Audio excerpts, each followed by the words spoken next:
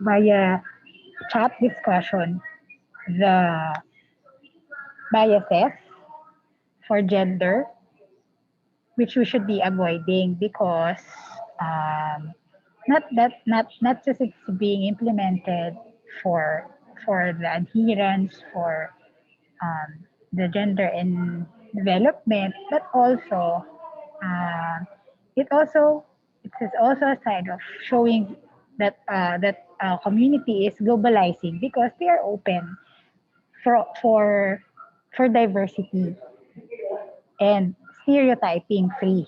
Okay, so una is gender. Now we will move with race and ethnicity. So if race or ethnicity is used for to describe a person, it has to be relevant to the information presented. Meaning to say, if it could be avoided, do so. So what's the rule of thumb for here? Awa- if you're kind of confused, if you're going to call a Black American Black or African American, a Latina or Hispanic, Asian or Orientals. So if you have uh, so the rule of if you're having confusion, you can the rule of thumb there is to ask the group if how do they want to be addressed. But if it's not really relevant to the context, eliminate. Say, for example, in here, bias, a strange black man spoke to me at the grocery. If it's not really significant to describe the black man, you can just say, a strange man spoke to me at the grocery. Okay? As well here, with age. So the bus of the Oriental senior citizen took the tour. Only if the age and race are relevant. However, if it's not, we may just say the bus of Asian older adults took a detour. Same goes with the sensitive aspects of disability and disease. Some people are um, having disability and disease that are not do not have or some of them do not have a strong mental attitude of positivity, and they always linger on the negative side of being disabled. So, nagsiself-pity sila. Instead of having that, give them the positive, um, give them a more positive label. Hindi naman exactly label. Tawagin sila ng mas appropriate. Instead of saying schizophrenic, having person with schizophrenia, you may say people or a person diagnosed with schizophrenia. Or for AIDS, we know that AIDS is a very sensitive uh, disease. So instead of saying AIDS victim, we say AIDS with a person with AIDS. Same goes with other diseases. You're not saying, you avoid also saying suffering. Siyempre negative na yun eh. You just plainly say person with the disease, of that kind of disease. So for example, I met an epileptic in the bus today. Or instead of saying that, you still say, I met a person with epilepsy on the bus today. Or the skin disease. Instead of saying skin disease, we may say, um, the girl has ayun, the girl have psoriasis para hindi na lang siya ganun ka-discriminatory na parang it would not sound very odd or very discriminating and lalong nakakababa ng self-esteem. Okay? Next, we move with achieving appropriate level in diction. So what is diction? It is word choice, especially with regards to the correctness and clearness or effectiveness. Sometimes we are we are fond of using synonymous words. Magka-synonymous naman yan, okay lang yan. But really, there is what we call diction. May leveling siya. For example, yung children, which is more formal. Children, kids, youngsters, youth, brats. Diba? They all mean the same. But then, there's a level for each word that could be appropriately used. Say, for example, it's an international convention. You never say brats. These brats are living from are victims of the war. It's very inappropriate. So rather, you say children because it's the highest or most formal way of calling the young ones. Okay. Next. So what is the purpose of of diction in writing? Writers choose specific words and phrases depending on the outcome of they're trying to achieve. Diction can what? First, create a certain tone that supports purpose. The purpose of a piece of writing determines its diction. In fiction, in literature and fiction writing, writers often use informal fiction and figure of speech. Words used for non-literal meaning like similes and metaphors. So if you're fond of reading, you would see that every writer has a different diction. It also that would depend on where he is from or what era is he writing from. Ergo, it supports the setting. In fiction writing, the language an author uses supports the basic story element like setting. Say, for example, he is, or the person, or the writer is telling or narrating a story back from the 1800s. Well, of course, the language or the words that he will use would be relative or related to uh, to 1800 to or to the vocabulary of 1800s. Same goes with if you're a vast reader of British and American writers, you would see the difference of their vocabulary as well. Okay. Next is establish narrative voice and tone. A writer's attitude towards the subject of a story comes through in the words they use. This helps establish tone and impact readers' emotional response. For example, the tone of a horror movie novel will never will be very different from that of a romance novel. Of course, there would be words that are just exclusive for horror novel and words that would just be exclusive for romantic novels. Also, it brings characters to life. Nagkakaroon ng differentiation. Of course, if the character of if there is an old character, the vocabulary that he uses would be um, the word choice that he would use would be that of the older people, or you would know that the person or the character is educated because of the word choice that the writer is using towards them. Or pag medyo palengkera, you also know that or grew up in the slums, you also know with the word choice that they use in characterizing the role of or the character in the story by the words that they use. So there are 8 types of diction and writing. The first one is formal. So formal diction is used for use of sophisticated language without slang and colloquial. So we use formal diction and stick to the grammar rules and uses complex syntax. This is effective on professional texts, business documents, and legal papers. Next is informal diction. This is the usual conversational diction that we use that's often used in novels. Pedantic, the scholarly way of using diction, so use academic terms, is more often used for high literature, and uh, master thesis and dissertations. Colloquial diction, this is more on the slangs. Colloquial and slang diction, they are somehow the same. And then abstract diction is when you want to express an intangible idea, an intangible object, or intangibility, idea, or emotions. Concrete, more on the solid or literal meaning. Poetic is if you want to, if you use for using or use for creating poems or uh, that has euphonous or parang good and harmonious. Yung harmonious is yung sarap sa pandinig na sound.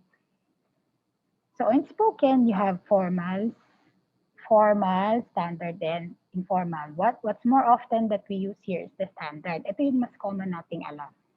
Yung standard diction. Learn, choose, and let as compared dito sa dalawang extremes na to.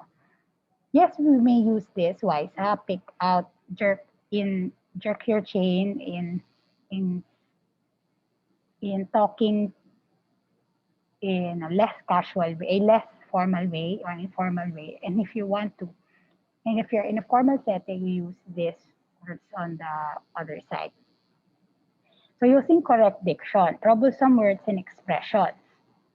So ito yung mga words na napagpapalit natin just because the main reason is confusion of the spelling and because sometimes they are spelled differently and pronounced na parang magkalapit. Even native speakers of the English language are confused of these words and expressions. Okay, so the first one is accept and accept. Accept with the A is tumanggap. Accept with the E is hiwalay or not to include. Example, the gifted child accepted the donation from a generous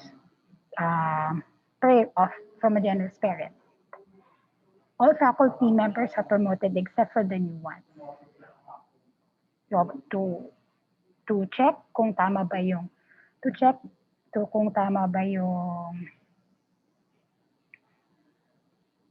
kung para ma-correct yung diction, you can alter or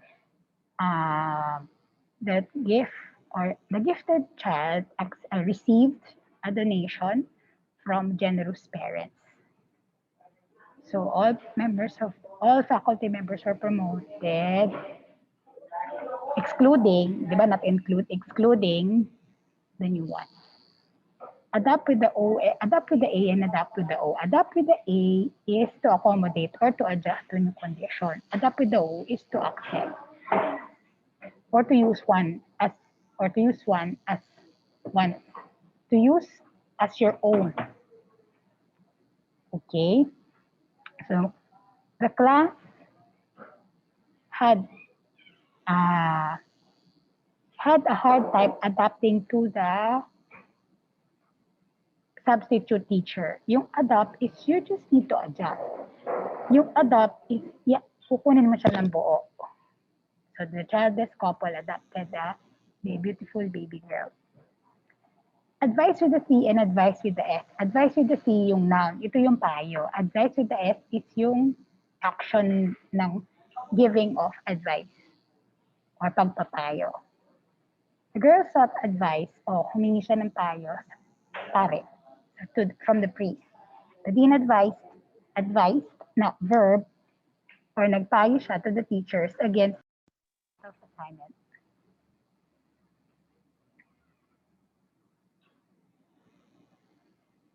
Yan, nawala. Our math teacher has given us lots of assignments or many assignments. So a lot is to allocate. Ayun nga, to give or to assign. So the congressman allotted 20 million pesos for infrastructure. So pati dito, all right, ito kasi is not standard. So do not use all right, use this one. Anyone and anyone na mag-isang one, naka one word at anyone na two words. Yung anyone na naka one word is an indefinite pronoun that means any person. Yung anyone na two words na magkahiwalay, any and one, it means a single person or a single thing or solo person or a solo thing. Example, anyone can ask the speaker questions about the lecture. You are required to choose any one, kahit anong question. Okay? Next is a while and a while. A while na magkadugtong is a verb. So when you use this, she waited a while, she stayed a while in my sister's house. We stayed a while in my sister's house. So do not use a while as an object of the preposition. Instead, use the word or the noun while. So ito yung correct one. The exam lasted for a while. Okay, next is beside and besides. Beside, sa tabi. Besides, except or in addition to. So I stood beside my dean in the convention. So standing side by side. She thought of no one besides him, except for him. Besides, or in addition, she has what it takes to be a star. Okay? Next is sight, sight, and sight. Nakakatunog sila, but their spelling is different. Sight with the C, sight with the S-I-G-H-T, and sight with the S. Okay? Sight with the C is to name or to mention. Ito yung sa plagiarism, sa mga yung citations. Yung sight is to see, sight is a place. Sight with the S-I-T-E is a place. Writers of academic papers should cite sources of information. The military cited or saw the fugitive in a remote province. The site or the location of the fast food is beside the university. Ito, course and course. Course with the A and course with the U na nasa gitna. C-O-A-R-S-E and C-O-U-R-S-E. C-O-A-R-S-E means yung rough texture. Yung C-O-U-R-S-E, ito yung unit of study or path or daan. The surface of the floor is coarse. Or sandpaper is coarse.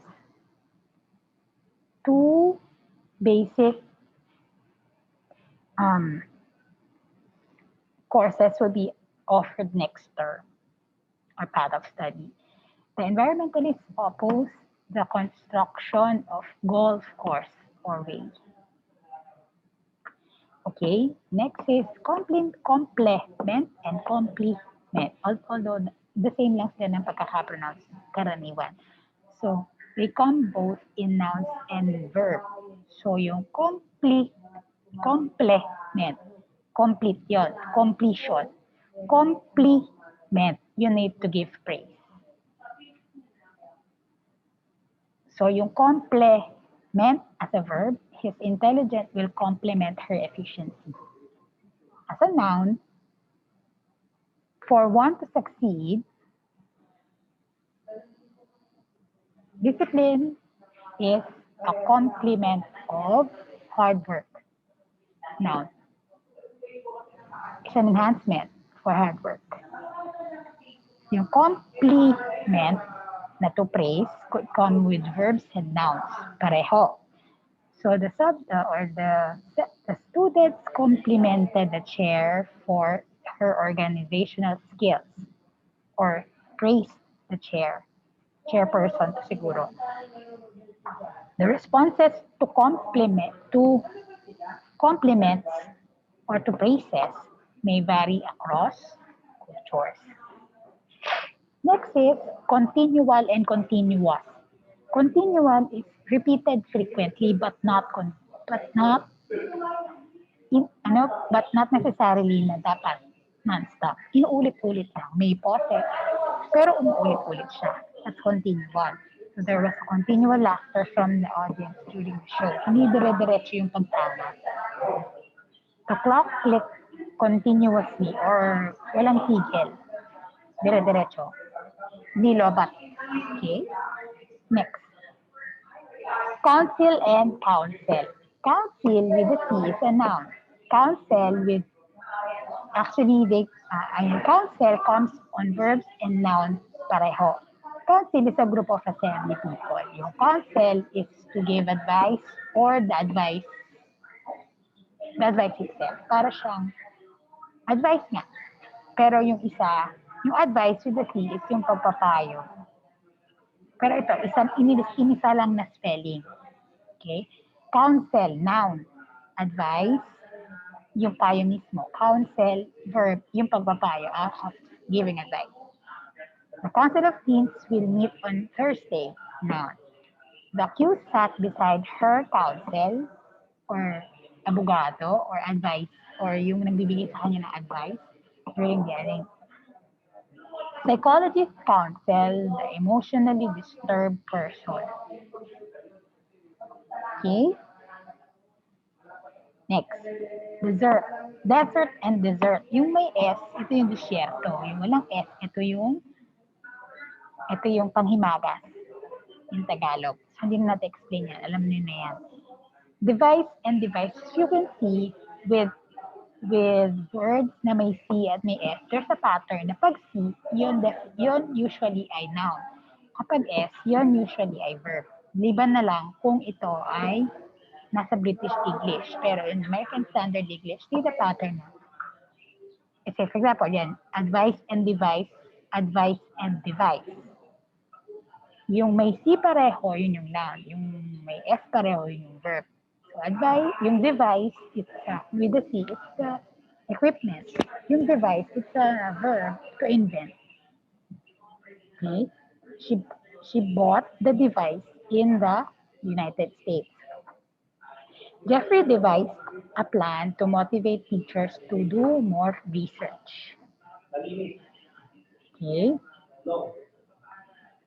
Different than and different from. Yung different from is more acceptable. However, yung different than, you use this to introduce an independent clause. You use different from pag ang kasunod niya ay word lang. You use different than ang pagkasunod niya ay sentence or clause. Example, the teachers part in the program were entirely different from the students. Different from. Pero pagka-clause yung kasunod mo, it's better to use than.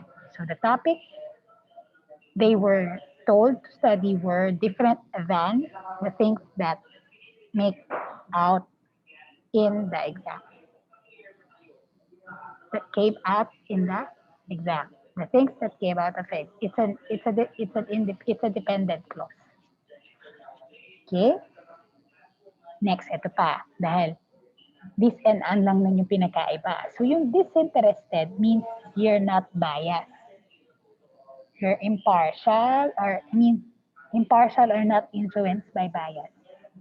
Tatas ka. Disinterested ka. Uninterested, not interested. Yun talaga yung literal not interested. So dapat, in sentences, the judge must be a disinterested party in a case. Not bias. You look at all sides.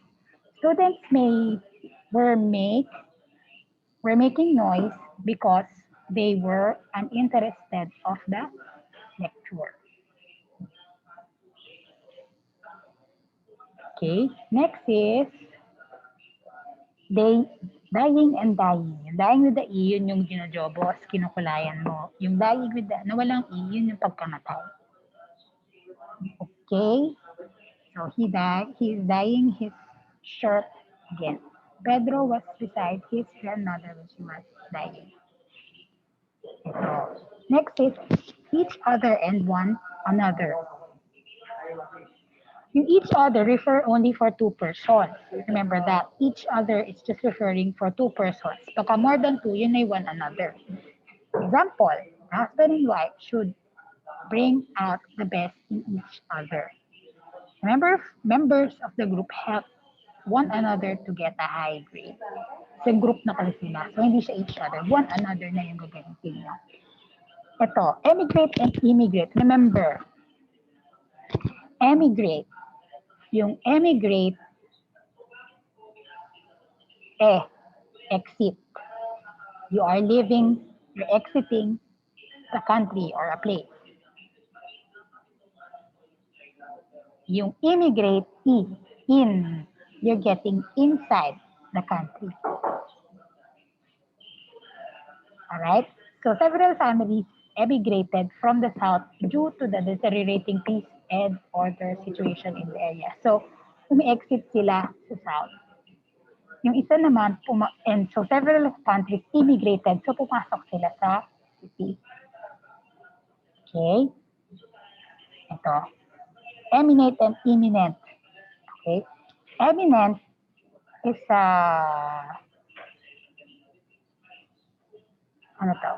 adjective. Means prominent in rank. Yung imminent is okay, adjective din siya. Likely to occur. So, pwede siya. So, examples niya, UN Secretary Kofi Annan is an eminent person or a person with a high profile. Okay?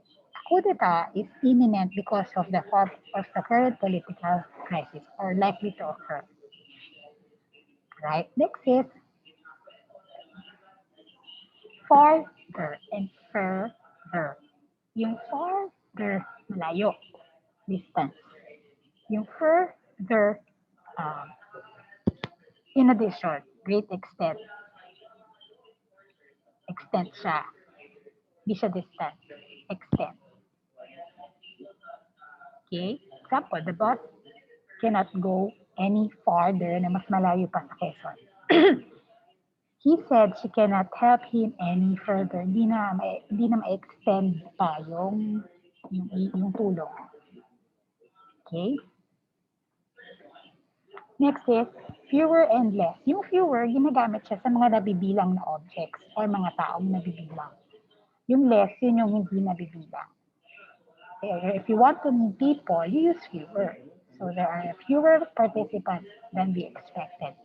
Pagka naman non-countable, you use less. There is less water in the glass, or there is less dolomite sand on the Manila Bay. Okay. Next is formally and formally. Formally is in proper form or above what is official. Okay, you formerly on the past time, nakaraan na. Okay, so she was formally introduced to his family. The lady was formerly connected with the accounting division. Alright, next is hung and hung. Yung hung with the N, with the ED, ito ay past tense ng bigte. Past tense or past participle ng bigte. Yung hung, sabit, sampay. Okay, so the criminal was hung in public. Pinig ko siya in public. Yung isa naman, HUNG, the entries in the lantern contest were hung or nakasabit in public for public view. Ito, his self, ourself, their selves, themselves, or themselves. They are non-standard. Rather, use himself, ourselves, and themselves. So, if and whether. Use if, pagka meron, use whether. Pagka, yung susunod, kung magbibigay ka ng options. Yan, halimbawa, my chairperson asked me whether I took a service or avail myself of a sabbatical. Kung nagbibigay ng option, use whether. Pero otherwise, you just, kung mag-state ka lang ng something, declare something, a condition, wala namang choices, you use it. So the president wanted to know if you finish your PhD. Kapag halimbawa, may choices. The president wanted to know whether you finish your PhD on or not. Okay? Imply and infer. Yung imply, ito ay best gamitin for speakers and writers. yung tagapagbigay ng information because sila yung nakakapag-suggest. Because imply means suggest. Yung infer, sila yung nakikinig. Sila yung nagdodraw ng conclusion. So they are best, so this is best to use if you are a reader or a listener. Because you are drawing conclusion from what is the speaker saying, what the writer is saying also. So the speaker implies or suggests that there is corruption in every agency of the government. Therefore, from the given data, we can infer that the case will prosper. Merong conclusion. Infer is conclusion. Okay? Regardless, this is not standard. You don't use this. Rather use regardless. Kasi double negation to. Ir and less. Ir is negative and less is also negative. So you just use regardless. Next is it and it's with the apostrophe yung isa. It is a possessive form of it. It is the contraction of it is. How do you know? Huwag mo i-contract. Pagkapangit at hindi grammatically correct, ibig sabihin, hindi siya for it na may apostrophe. It is the possessive form of it na may S. So, its length is 120 centimeters. Hindi na, sige, i-check mo. Its length is, grammatically incorrect. So, its length is 120 centimeters. It's a wonderful day today. It is a wonderful day today. So, yun ang pag-check. It's me or is it I? Depende. Pag tanggap na ang it's me for colloquial language. Pero much formal pag it's I. Sort of or kind of. Ito ay for colloquial speaking. Better you use somewhat or rather. Somewhat for kind of and sort of for rather. Okay, the poor what kind of disadvantage. So instead of that, the poor was somewhat disadvantage. Later and latter. Later is parang mamaya. Latter is yung the last one mentioned. Diba meron sinasabing the former and the latter. She will see you later today. Later, mamaya. Alam mo na to. Yung latter, may choices na binigay. Yan. Between love and career, she chose the latter. Yung huling na mention, career. Yung pinili niya, latter. Pag sinabing she chose the former, yung love ang pinili niya. Yung unang na mention, yung isa, yung last na mention. Lie and lay. O lay and lay din to. Lay and lie, sorry. Lay is to lay. Or to set or to place. Lie is to rest. So, yung isa, transitive. Masyado ng ma-English. Yung isa, intransitive. Yung L-I-E, intransitive. Yung L-A-Y is intransitive. Ay, baliktad, transitive. Transitive, intransitive. Lay na, lagi siyang may tinitake na object. Example, she will lay her cards on the table. Tinake niya yung object na lay. Na card. Kasi it would sound incomplete pagka she will lay on the table. Parang hindi siya, mali yun, grammatically incorrect. If you want to mean hihiga siya, lie. Higa, yun. Yung L-I-E. Loose and loose. Isang double O, isang single O. Yung double O, nakatunog ng loose, ito ay opposite ng type. Yung single O, ito ay to eliminate or to remove from one's possession. Example, yeah, she will always bring loose coins when she travels. You will lose your chance of getting a high grade. Wala ka ng opportunity. Okay, in writing, there is mad and angry. Usually, nasanay tayo na, your mommy will get mad. No. In writing, you use angry because that's the more formal way. Although natatanggap na yung mad because colloquially speaking, it is accepted. Next, maybe and maybe. Maybe with space and maybe na walang space. Yung maybe is a phrase, it's a verb phrase that is similar to might be. Example, you might be or you may be reprimanded for the lapse of you have committed. Maybe or perhaps, yung isa naman, perhaps, kasi synonymous niya, maybe, dapat magaduto. You should see me soon. Okay? Tapusin na natin to, konti na lang. Okay.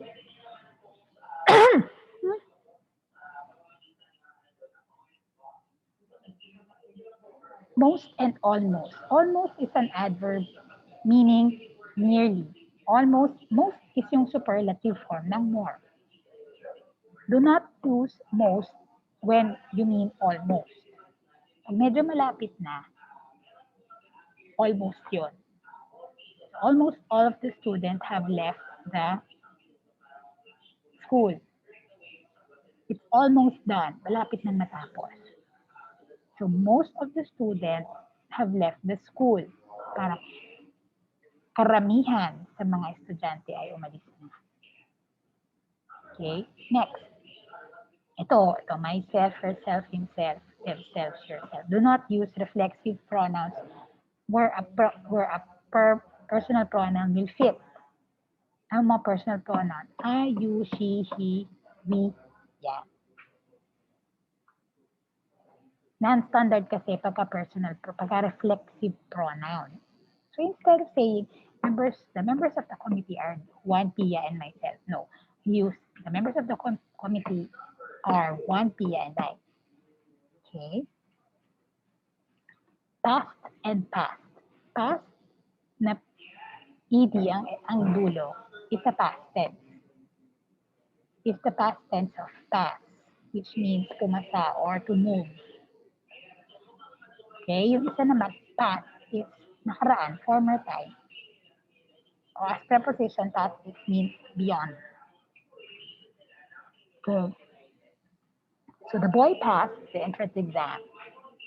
He passed the ball to his teammates. Our differences are all in the past. Nakaraan na yun. We walk past the monument or beyond the monument.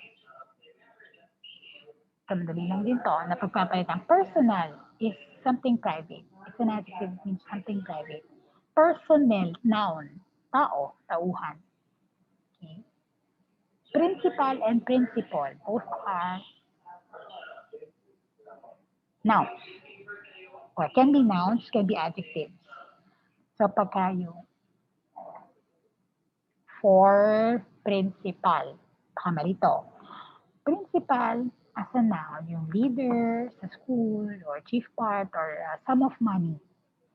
Pag adjective, it's ranked in or the highest rank. Principal is your fundamental truth. Okay? The new high school principal met with the teachers. She will pay the principal plus interest. I admire people who do not compromise their principles. Okay? Next, ito. Quiet. Malinang, minsan namamali tayo ng spelling dito eh. Quiet. Et yung dulo. Yun yung tahimik. Yung quiet na te yung dulo. Yun yung very or parang seldom. Alright? So she's looking for a quiet place to concentrate for her review. Participants did quite well in the competition. Ito pa. Reason is because, reason is why, or reason why. Reason is because it's non-standard, so you do not use that. Instead, use the reason is that, or just the plain word because. Okay, so instead of saying the reason I was absent, the reason that I was absent is that, or better, I was absent because, madali, I was hospitalized. Next is stationary and stationary. Stationary is to be fixed or not moving. Stationary, yung paper na mabango, writing paper siya. Okay, the boat were in a stationary position when the giant waves swept them. She bought 2 packs of stationery in the bookstore. Okay, supposed to and supposed to. Supposed to is non-standard. Always supposed to. With yung supposed. We are supposed to abide by the Constitution. Sure and surely. Sure is an adjective. Surely is an adverb. Colloquially, sure is sometimes used as an adverb. Pero, mas better na ito yung gamitin. Yung pagka if you mean adverb, kasi yung sure is, yes, sure, yun na. Pero pagka, if you're going to write, so her sibling surely wants her to graduate this year. Then and then. Yung then is a conjunction for comparison. Yung then, after a time. Or at that time. Or susunod. The lady basketball player is taller than you. Than comparison. Yung then is may indicator ng time. The teacher then moved on to the group onto the group activities. It rained for a whole day then. Roads were impassable.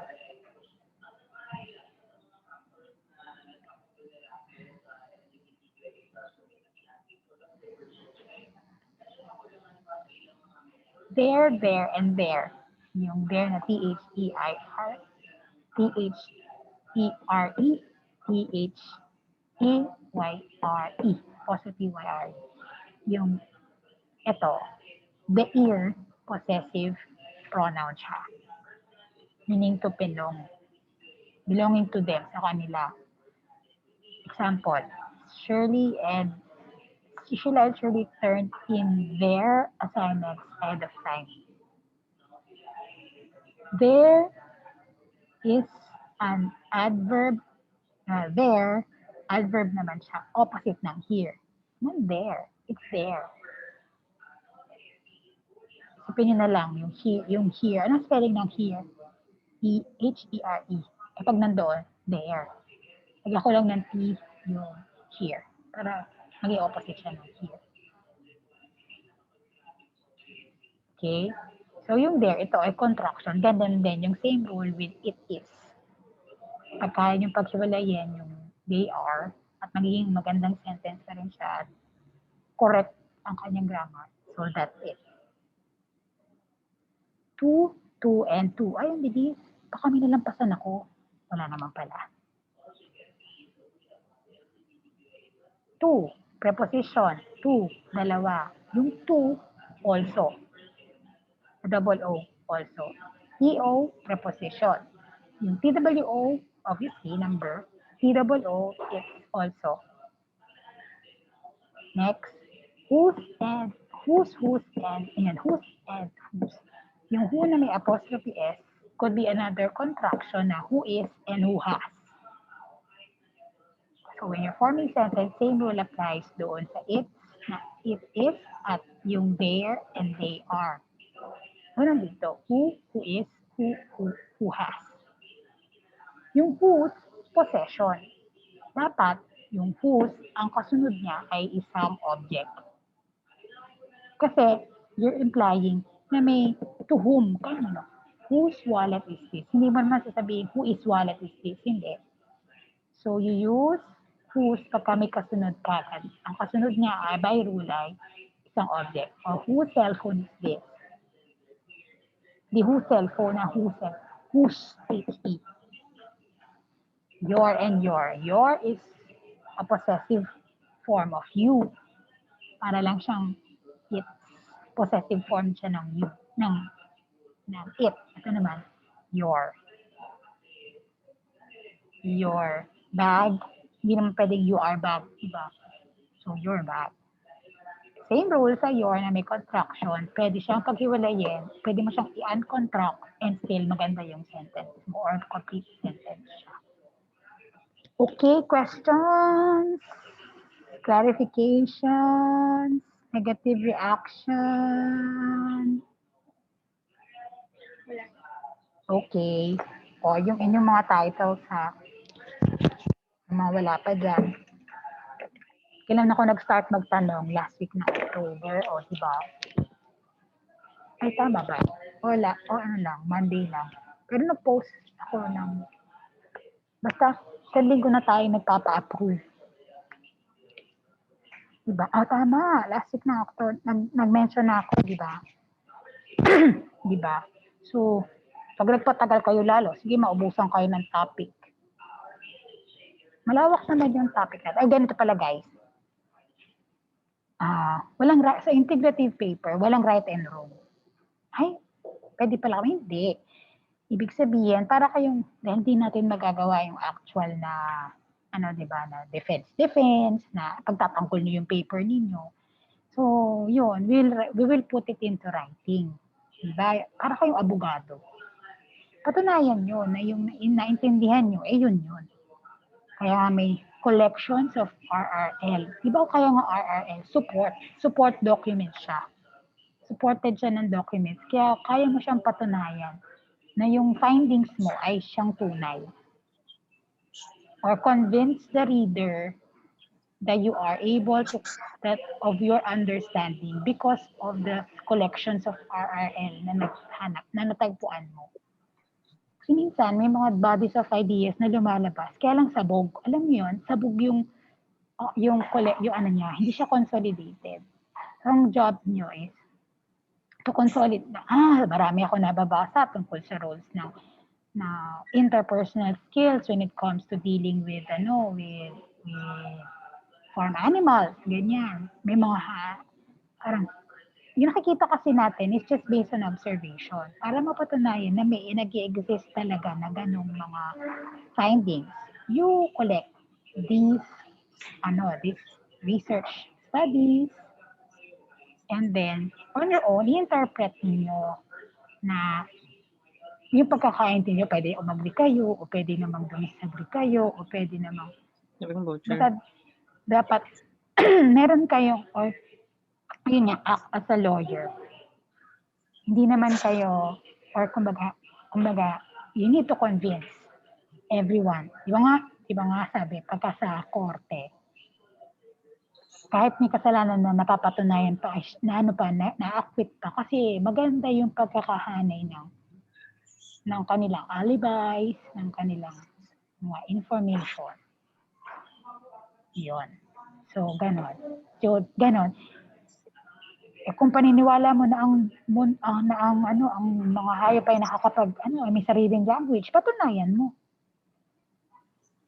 Convince the reader. Hindi naman exactly me kasi malay mo. Yung paper niyo na yan, magamit niyo siya pwede niyo siya ipasa sa mga maganda yung papakagawa niyo, pwede niyo ipasa yan. Consider this as hindi na lang laro-laro yung paggawa ng paper. Give you an inspiration. Hindi naman ako nagyayabang. Kaya lang yun. Ako na nga i-record. Kaya ako.